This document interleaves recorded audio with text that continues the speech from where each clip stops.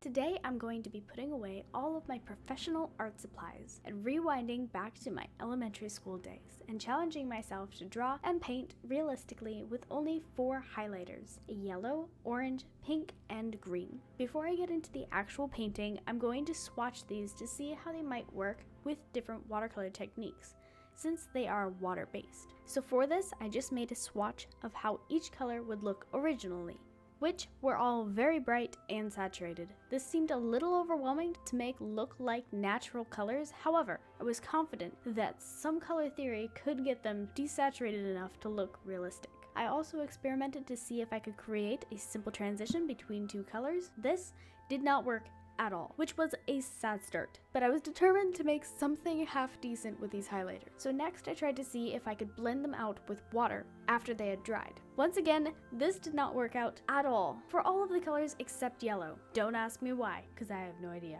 But at this point, I'd literally take anything going as planned, even if it was a tiny thing. Then I tried to see if a wet on wet technique would work. If you are unfamiliar with this technique in watercolor, it is when you add wet paint to a wet surface. This allows the pigment to bleed out into the water, creating soft transitions. If you'd like to see more about this technique and others, then feel free to check out this video that walks you through how to do over 20 different watercolor techniques. After the previous disasters, I didn't expect this to work, but to my surprise, it worked very well. I just added a layer of water to my paper and then drew on top of it with the highlighters, causing the pigment in the highlighters to be activated, making them easily spread out into the water. Moving on, I decided to try a variation of the last technique and experimented with creating a gradient within a damp area. Again, this worked really well. So at this point, I decided to try all of the techniques together in an attempt to paint a sphere. It didn't turn out great, but it gave me a better feel for the highlighters, so I moved on to the actual piece I'd be painting for this challenge. So for this, I drew out a circle and taped down my paper, just so that the paper wouldn't buckle or warp as I was painting, because as I mentioned earlier, I am going to be using some water in it. So even though it is not a watercolor painting, I'm going to be treating it similarly to if it was. Then I added masking fluid to the rim around the circle, just so I didn't have to worry about the paint bleeding into areas I didn't want it to be. Next, I freehanded 2 flowers and some leaves within the circle. Then I started out with the wet on wet technique, adding a wash of water to the background and then adding green on top of it.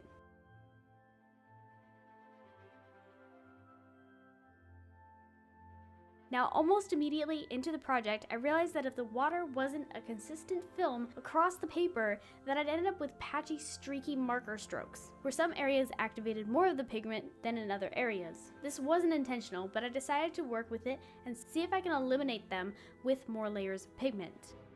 I was also just experimenting with how many layers this paper could take before it started to tear.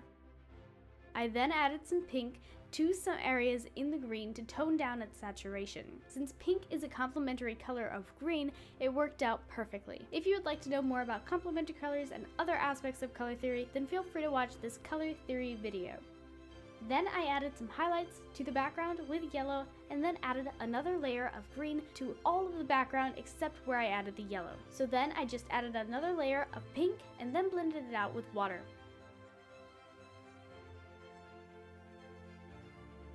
And I was really surprised as to how well it blended out. It was actually a lot of fun. Obviously, this isn't a serious project. These are not light, fast, or archival. This will not last over time and should not be sold. However, it is a ton of fun. So basically, I just kept layering more yellow, then more green, then more pink, until the background looked how I wanted it to, which is just a lighter green that fades into a darker green as it goes further from the flowers. Come to find out, after I tried this project, I found out that you can actually buy watercolor markers. So who knows? Maybe I'll have to try those out someday, since those would probably be just as fun, with the added bonus of being light, fast, and archival.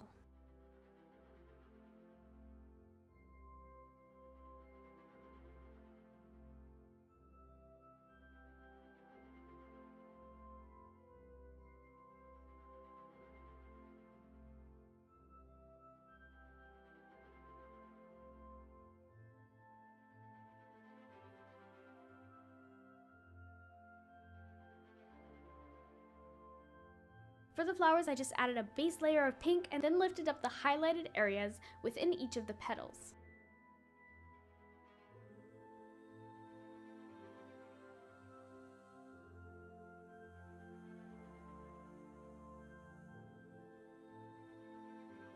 Then I added a layer of yellow on top to create more of an orange color instead of just a flat pink.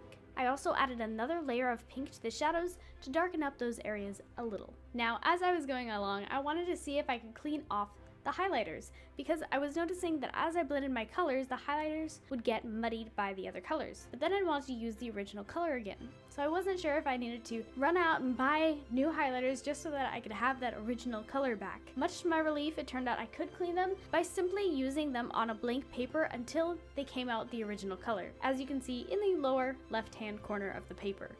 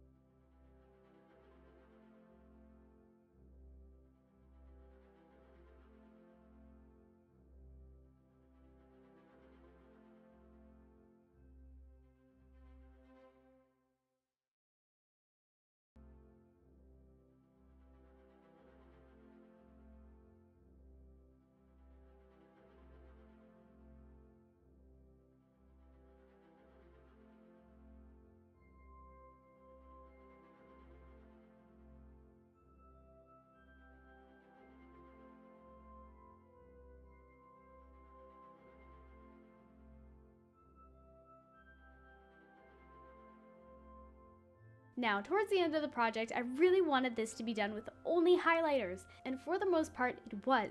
But I wanted more detail than what I could get with the highlighters, so I brought in my watercolor pencils to assist in this area. I mainly just used similar colors to what I had achieved with the highlighters, just adding more definition to the edges and refining the transitions within the colors. I used a light green and dark green for the leaves, a light pink and magenta for the top flower, and a yellow and orange for the bottom flower. Then I darkened up the background with green highlighter again. So I think, like I said before, if I was to try watercolor markers, that I would probably use them with watercolor pencils. Let me know in the comments if you've tried to use highlighters or watercolor markers, and what did you think of them? Alright, after this project dried, I took off the masking fluid and cut it out of the paper. If you enjoyed this demonstration, then consider watching this other demonstration, or feel free to check out this playlist full of other watercolor tutorials. Anyways, thank you for watching, and until next time, God bless.